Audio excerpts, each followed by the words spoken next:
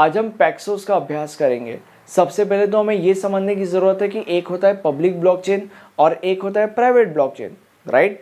अब हमें ये समझने की ज़रूरत है कि कंसेंसस का मतलब क्या होता है। कंसेंसस का मतलब होता है यूनानिमस डिसीजन, मतलब जब सारे के सारे लोग मिलकर एक डिसीजन लेते हैं, और वो एक डिसीजन पॉजिटिव डिसीजन भी हो सकता है और नेगेटिव डिसीजन भी हो सकता है, बट जब सारे के सारे लोग मिलकर कोई एक डिसीजन लेते हैं तो उस लिए गए डिसीजन को यूनानिमस डिसीजन कहा जाता है। फॉर एग्जाम्पल, लेट्स से ये हमारा ब्लॉकचेन नेटवर्क है और इस ब्लॉकचेन नेटवर्क के अंदर एक नोड ऐसा है जो यहाँ पे एक चेंज लाना चाहता है। ओके, तो अभी in order to this node to bring the change, in order to do that, इसे बाकी के नोड्स के परमिशन की जरूरत होती है। तो अभी इस केस में सारे के सारे नोड्स को एक यूनानिमस डिसीजन लेना पड़ता है। अब वो यूनानिमस डिसीजन ये भी हो सकता है कि भाई नहीं, हम तुझे हमारे नेटवर्क के अंदर कोई चेंज लाने को अलाउ नहीं करेंगे, या तो वो यूनानिमस डिसीजन ये भी हो सकता है कि हाँ भाई, तू हमारे ब्लॉकचेन नेटवर्क के अंदर ये चेंज इंप्लीमेंट कर सकता है, ला सकता है। तो ये डिसीजन इन दोनों में से कोई भी एक हो सकता है, बट जब सारे के सारे नोड्स मिलकर कोई एक डिसीजन लेते हैं तो उस लिए गए डिसीजन को यूनानिमस डिसीजन कहा जाता है। और कंसेंसस का मतलब ये यूनानिमस डिसीजन होता है। तो अभी यूनानिमस डिसीजन लेने के लिए किसी ना किसी कंसेंसस एल्गोरिथम का इस्तेमाल करना पड़ता है। अब अगर हमने पब्लिक ब्लॉकचेन को कंसिडर किया तो पब्लिक ब्लॉकचेन के अंदर अलग अलग कंसेंसस एल्गोरिथम्स होते हैं, जैसे कि for example proof of work, proof of work, proof of elapse time, proof of stake. तो जैसे पब्लिक ब्लॉकचेन के ये अलग अलग कंसेंसस एल्गोरिथम्स है, in the same way private blockchain के भी कुछ कंसेंसस एल्गोरिथम्स होते हैं, जैसे कि फॉर एग्जांपल पैक्सोस, जैसे कि फॉर एग्जांपल राफ्ट, या जैसे कि फॉर एग्जांपल बेंजाइम फॉल्ट्स। तो आज हम पैक्सोस का अभ्यास करने वाले हैं। अब इस टॉपिक को समझाने से पहले मैं तुम लोग को एक छोटा सा एग्जाम्पल दूंगा जिससे आपको थोड़ी सी क्लियरिटी आएगी और फिर इस टॉपिक को हम टेक्निकली समझेंगे। ओके, मान लो कि 5 दोस्त होते हैं, नोबिता, जियान, सुनियो, डेकिसुके एंड शिजुका। ठीक है, अब इन 5 लोगों को भूख लगी हुई होती है। अब जिस जगह पे ये रहते हैं उस जगह पे सिर्फ और सिर्फ 2 ही रेस्टोरेंट्स अवेलेबल होते हैं, एक होता है ग्लोबल फ्यूजन और दूसरा होता है शिव सागर। अब क्या होता है, जियान ये चाहता है कि सारे के सारे लोग मिलकर ग्लोबल फ्यूजन में खाना खाने जाए, और नोबिता ये चाहता है कि सारे के सारे लोग मिलकर शिव सागर में खाना खाने जाए। तो अभी ये लोग डिसाइड कैसे करेंगे कि सारे के सारे लोग मिलकर कहाँ पे जाए खाना खाने के लिए।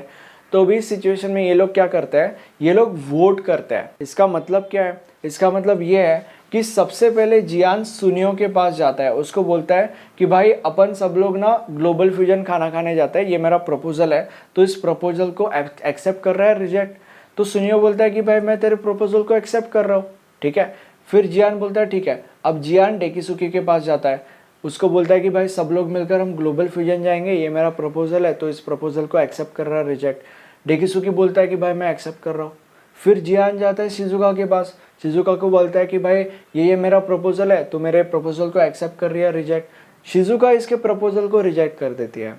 ओके, अब जियान का हो गया तीनों के पास जाके आना। अब नोबिता की बारी, नोबिता भी सेम चीज़ करता है। सबसे पहले नोबिता सुनियो के पास जाता है, बोलता है कि भाई हम सब लोगों को ना मिलकर शिवसागर खाना खाने के लिए जाना चाहिए, ये मेरा प्रपोजल है, तो मेरे प्रपोजल को एक्सेप्ट कर रहा है रिजेक्ट। सुनियो उसको प्रपोजल को रिजेक्ट कर देता है। देन नोबिता डेकिसुके के पास जाता है, बोलता है कि हम सब लोग मिलकर शिवसागर पे खाना खाने जाना चाहिए, ये मेरा प्रपोजल है, तो एक्सेप्ट कर रहा है रिजेक्ट कर रहा है, तो डेकिसुके रिजेक्ट कर देता है। अब नोबिता शिजुका के पास जाता है, उसको बोलता है कि भाई ये मेरा प्रपोजल है, तो एक्सेप्ट कर रही है रिजेक्ट कर रही है।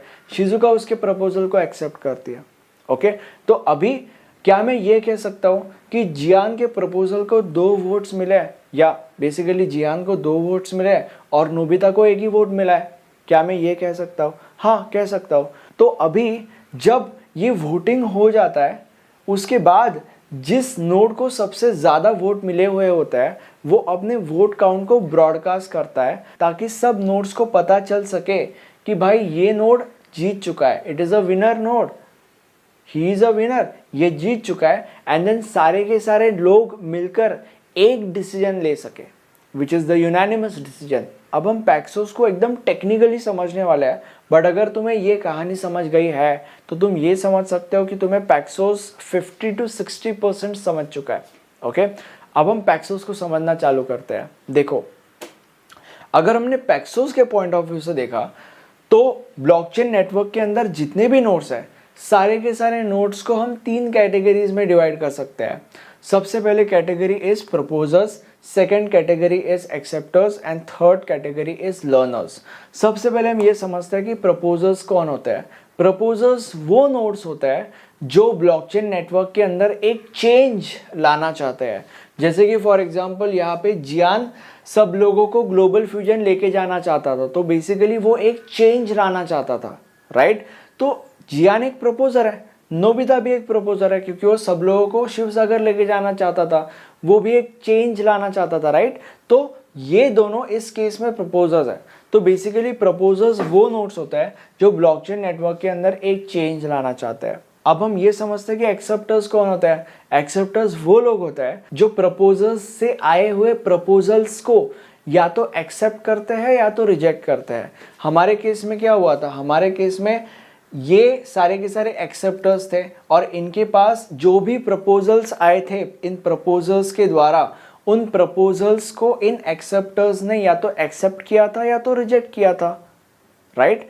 तो बेसिकली एक्सेप्टर्स वो नोड्स होता है जो प्रपोजल्स के द्वारा आए हुए प्रपोजल्स को या तो एक्सेप्ट करते हैं या तो रिजेक्ट करते हैं। और लर्नर्स कौन होता है, लर्नर्स के बारे में मैं तुम लोग को बाद में बताऊंगा, अभी उनके बारे में जानने का सही समय नहीं है, उनके बारे में बाद में बताऊंगा, राइट। अब हम पैक्सोस को थोड़ा सा टेक्निकली समझते हैं। देखो, मान लेते हैं कि ये दो प्रपोजर्स है।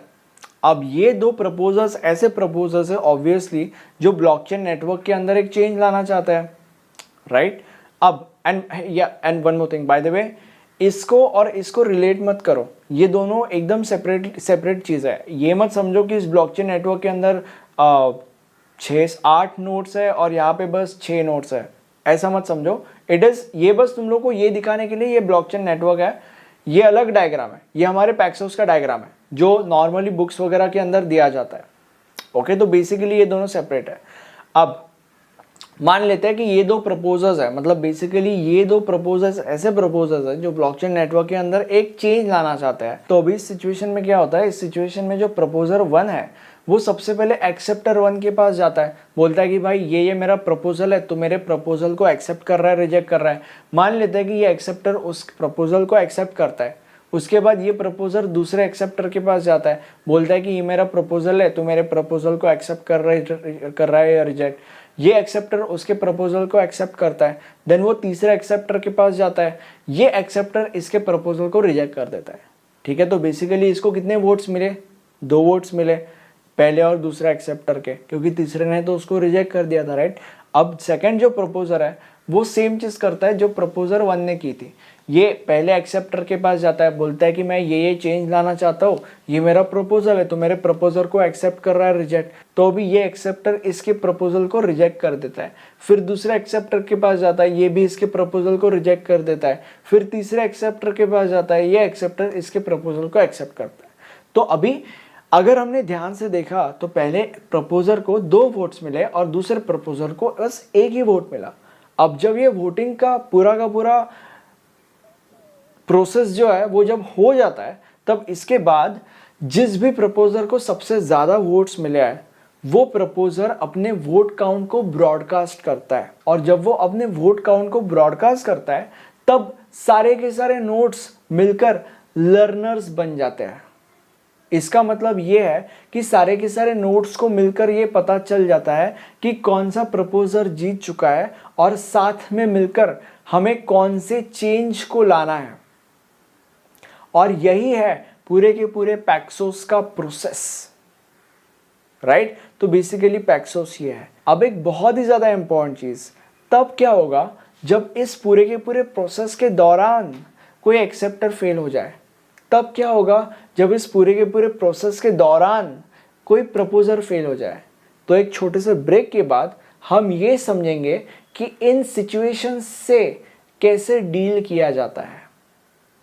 अब हम ये समझते हैं कि अगर इस पूरे के पूरे प्रोसेस के दौरान अगर प्रपोजर फेल हो जाता है तो क्या होगा। अब जो हमारा प्रपोजर होता है वो दो केस में फेल हो सकता है, वो या तो प्रिपेयर फेज में फेल हो सकता है या तो वो एक्सेप्ट फेज में फेल हो सकता है। सबसे पहले हम ये समझते हैं कि अगर हमारा प्रपोजर प्रिपेयर फेज में फेल हो गया तो प्रिपेयर फेज का मतलब क्या होता है। प्रिपेयर फेज का मतलब ये होता है कि अगर हमारा प्रपोजल को ब्रॉडकास्ट करने से पहले ही फेल हो गया तो क्या होगा। तो अभी इस केस में होगा कुछ नहीं, और ऐसा इसीलिए क्योंकि हमारा प्रपोजल को ब्रॉडकास्ट करने से पहले ही फेल हो गया है। ठीक है, अब वो फेल हो गया तो अभी इस केस में जो बाकी के प्रपोजल्स है उनको कंसिडर करके हमारा जो पूरा का पूरा प्रोसेस है वो आगे बढ़ेगा। बट तब क्या होगा, अगर सिर्फ और सिर्फ एक ही प्रपोजल है और वो फेल हो गया तो अभी उस केस में जो हमारा पूरा का पूरा सिस्टम है वो थोड़े समय तक वेट करेगा। अब वो कितना समय है वो ब्लॉकचेन नेटवर्क के ऊपर डिपेंड होता है। ठीक है, तो बेसिकली हमारा जो पूरा का पूरा सिस्टम है वो थोड़े समय तक वेट करेगा और उसके बाद जो भी एक्सेप्टर्स है उन एक्सेप्टर्स में से कोई एक एक्सेप्टर हमारा प्रपोजर बनता है एंड फिर देन उसको पकड़ के पूरा का पूरा प्रोसेस आगे बढ़ता है। तो बेसिकली ये सीन है। अब हम ये समझते हैं कि अगर हमारा प्रपोजर एक्सेप्ट फेज में फेल हो गया तो सबसे पहले हम ये समझते हैं कि एक्सेप्ट फेज का मतलब क्या होता है। एक्सेप्ट फेज का मतलब ये होता है कि अपने प्रपोजल को ब्रॉडकास्ट करने के बाद, मतलब फॉर एग्जाम्पल इस प्रपोजर ने अपने प्रपोजल को ब्रॉडकास्ट कर दिया और उसके बाद ये प्रपोजल फेल हो गया तो अभी इस सिचुएशन में क्या होगा। इस सिचुएशन में इस प्रपोजर ने अपने प्रपोजल को तो ब्रॉडकास्ट कर दिया है और ये फेल हो गया तो अभी ये जो एक्सेप्टर्स है ये एक्सेप्टर्स उस प्रपोजल को तो वोट दे रहे हैं, राइट। तो अभी जो हमारा ब्लॉकचेन नेटवर्क है वो नेटवर्क इन सारे के सारे वोट काउंट्स को अपने पास स्टोर करेगा और अगर इस फेल हुए प्रपोजर के प्रपोजल को सबसे ज्यादा वोट्स मिले हैं तो फिर उस सिचुएशन में सारे के सारे नोट्स इस फेल हुए प्रपोजर के प्रपोजल को यूनानिमसली डिसाइड करेंगे या यूनानिमसली एग्री या एक्सेप्ट करेंगे, राइट। नहीं तो नहीं। अब हम ये समझते हैं कि अगर एक्सेप्टर नोड कभी फेल हो जाता है तो अभी जो हमारा एक्सेप्टर नोड होता है वो भी दो सिचुएशंस में फेल हो सकता है। वो या तो प्रिपेयर फेज में फेल हो सकता है या तो एक्सेप्ट फेज में फेल हो सकता है। तो सबसे पहले हम ये समझते हैं कि अगर हमारा एक्सेप्टर प्रिपेयर फेज में फेल हो जाता है तो अब प्रिपेयर फेज का मतलब क्या होता है। तो अभी प्रिपेयर फेज का मतलब होता है वोट देने से पहले, मतलब अगर कोई एक्सेप्टर वोट देने से पहले ही फेल हो जाता है तो अभी इस सिचुएशन में क्या होगा। इस सिचुएशन में there is no issue. Why? क्योंकि बाकी के एक्सेप्टर्स हैं उनके दिए गए वोट्स के अकॉर्डिंग डिसीजन लिया जाएगा। ठीक है, और अभी शायद से तुम्हारे मन में सवाल आ सकता है कि यार अगर यही सिनेरियो यहाँ पे हो गया तो मतलब अभी इन दो एक्सेप्टर्स ने इसको वोट दिया था, हाँ तो इसको वोट दिया था तो इसको 2 वोट्स मिले थे और इस एक्सेप्टर ने इसको वोट दिया था तो इसको 1 वोट मिला था, राइट। तो अभी अगर इस केस में अगर ये एक्सेप्टर फेल हो गया तो इसको 1 वोट मिलेगा और इसको 1 वोट मिलेगा, ओके। तो वो दोनों वोट सेम हो जाएंगे ना। तो अभी उस केस में क्या होगा, देखो ऐसा केस रेयरली ही होता है क्योंकि ये डायग्राम जो है ये बस मैंने तुम लोग को समझाने के लिए बनाया है, बट रियल वर्ल्ड केस में बहुत सारे एक्सेप्टर्स होते हैं तो ये सिचुएशन नहीं आता वहां पे। अब हम ये समझते हैं कि अगर कोई एक्सेप्टर एक्सेप्ट फेज में फेल हो जाता है तो अभी उसके लिए सबसे पहले हमें ये समझने की जरूरत है कि एक्सेप्ट फेज का मतलब क्या होता है। एक्सेप्ट फेज का मतलब होता है वोट देने के बाद, मतलब अगर किसी एक्सेप्टर ने किसी प्रपोजर के प्रपोजल को वोट दे दिया है और उसके बाद अगर वो फेल हो गया तो अभी उस केस में क्या होगा। तो अभी इस सिचुएशन में there is a rule and the rule is कि n/2 से ज्यादा एक्सेप्टर्स फेल नहीं होने चाहिए। n/2 मतलब n का मतलब नोड होता है, तो अगर लेट्स से 50 नोड्स हैं इन टोटल तो 50/2 दैट इज 25 -1 दैट इज 24, मतलब 24 एक्सेप्टर्स से ज्यादा एक्सेप्टर्स फेल नहीं होने चाहिए। अगर ऐसा हुआ तो फिर क्या होगा, तो फिर जिस भी प्रपोजर को सबसे ज्यादा वोट्स मिले हैं वो अपने वोट काउंट्स को ब्रॉडकास्ट नहीं कर पाएगा, जिससे क्या होगा, इससे किसी को भी नहीं पता चलेगा कि कौन सा प्रपोजर विनिंग प्रपोजर है या किस प्रपोजर को सबसे ज्यादा वोट काउंट्स मिले हैं। और अगर किसी को पता नहीं चलेगा कि कौन से प्रपोजर को सबसे ज्यादा वोट काउंट्स है तो सारे के सारे नोड्स एक यूनानिमस डिसीजन ही नहीं ले पाएंगे। ठीक है, तो ये सीन है। अब एक बहुत ही ज्यादा इंपॉर्टेंट चीज, पैक्सोस या उसके अंदर के जितने भी टॉपिक्स हैं जो एग्जाम में आ सकते हैं, ऑलमोस्ट सारे के सारे टॉपिक्स हमने इस लेक्चर के अंदर कवर कर दिए हैं। But still there are 2 to 3 topics during proposal, during attack, multi paxos system, ये ऐसे टॉपिक्स हैं जो मोस्ट ऑफ द यूनिवर्सिटीज़ के सिलेबस में नहीं है, इसलिए इस लेक्चर में मैं इन टॉपिक्स को नहीं पढ़ा रहा हूँ। बट स्टिल अगर तुम ये चाहते हो कि मैं इन टॉपिक्स के ऊपर लेक्चर्स बनाऊँ तो आप मुझे कमेंट सेक्शन में बताइए। जितने ज़्यादा कमेंट्स आएंगे उतना जल्दी मुझे पता चलेगा कि आपको इन टॉपिक्स की ज़रूरत है और उतना जल्दी मैं इन टॉपिक्स के ऊपर लेक्चर्स बनाऊंगा। तो प्लीज़ कमेंट सेक्शन में मुझे बताओ। अगर तुम्हें एग्जाम में पूरे मार्क्स स्कोर करना है तो आप हमारे नोट्स रेफर कर सकते हो, और ये हमारा प्लेलिस्ट है। इस प्लेलिस्ट के अंदर आपको इस सब्जेक्ट के सारे लेक्चर्स अवेलेबल मिल जाएंगे। Thank you so much.